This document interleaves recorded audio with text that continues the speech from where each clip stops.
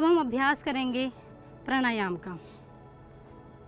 जिस प्रकार आसनों का महत्व है उसी प्रकार प्राणायाम का भी महत्व है।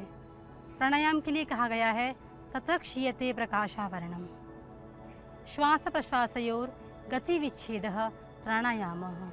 हमारा जो श्वास चल रहा है, नॉर्मल हम सांस लेते ही हैं 24 घंटे, हर पल हर क्षण हमारा श्वास चलता रहता है। लेकिन जब हम श्वास की गति को विच्छेद करके विशेष प्रकार से श्वास लेते हैं, छोड़ते हैं, इनहेल करते हैं, एक्सहेल करते हैं, तब हमारे शरीर में उस श्वास का विशेष प्रभाव पड़ता है।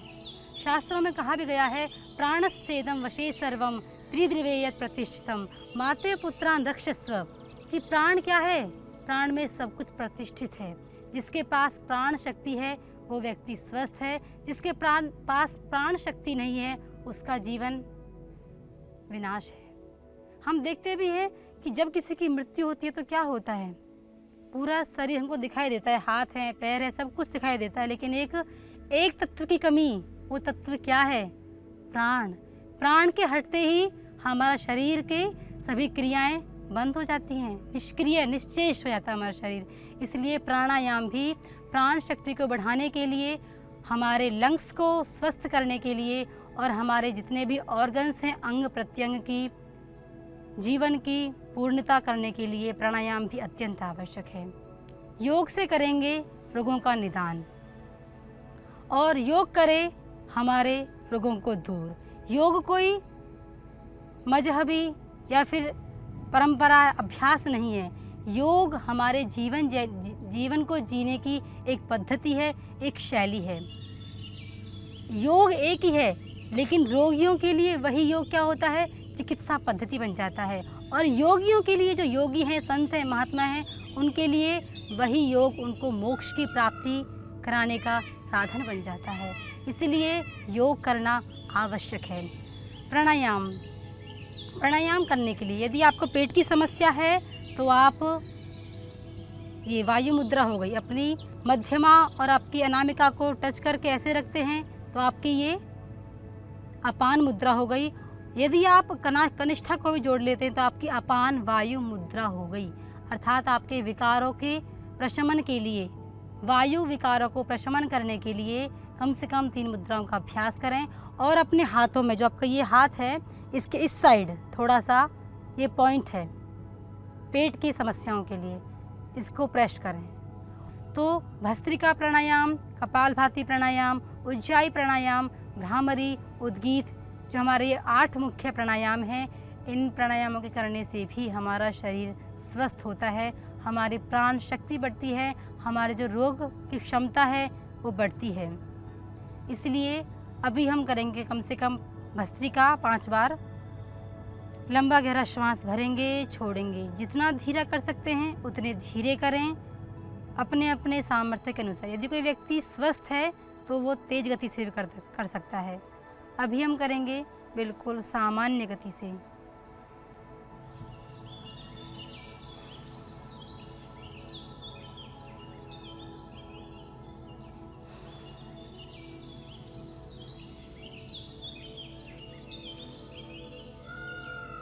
कपालभाति प्राणायाम 1 सेकंड में 1 स्ट्रोक, झटके के साथ श्वास को बाहर छोड़ना है।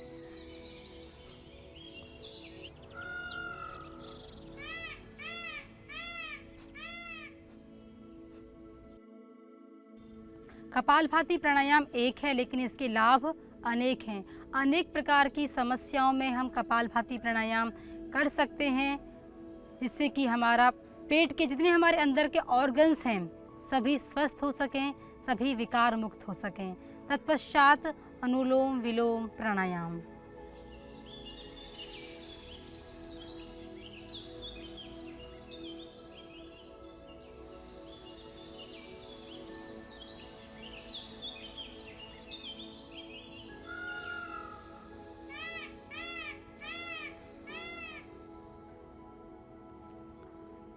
कुछ समय के लिए अंत में ध्यान करें, क्योंकि ध्यान भी अत्यंत आवश्यक है। जब हम उस परमपिता परमेश्वर से प्रार्थना करते हैं और सच्चे मन से प्रार्थना करते हैं, जो हमारी प्रार्थना अवश्य ही पूर्ण होती है।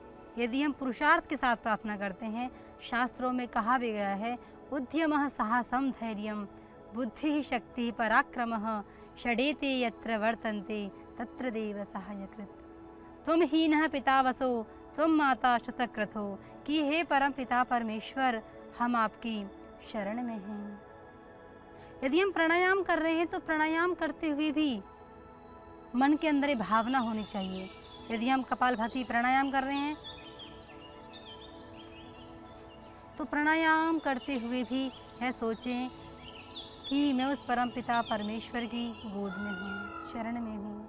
सभी प्रकार के विचारों से मुक्त होकर के ध्यान श्वासों पर रखते हुए और अपने मन को शांत करके, बिना किसी तनाव के, बिना किसी स्ट्रेस के, आपको कोई शारीरिक समस्या भी है तो भी आप कुछ समय के लिए अपनी समस्या को भूल जाएं, क्योंकि आप उसी के लिए उपाय कर रहे हैं।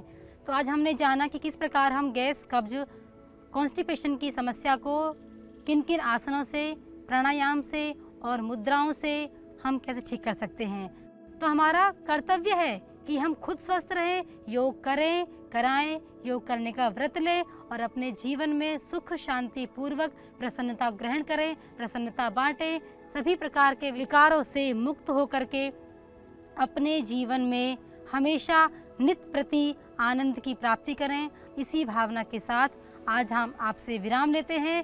पुनः हम आपसे मिलेंगे एक नए विषय के साथ कि किस प्रकार से योग, आयुर्वेद, नेचुरोपैथी के माध्यम से हम अपने शरीर से, सिर से लेकर के पैर तक के सभी विकारों को दूर कर सकते हैं, उनका प्रशमन कर सकते हैं। इसी के साथ हम आपसे अलविदा लेते हैं। ओम शांति शांति।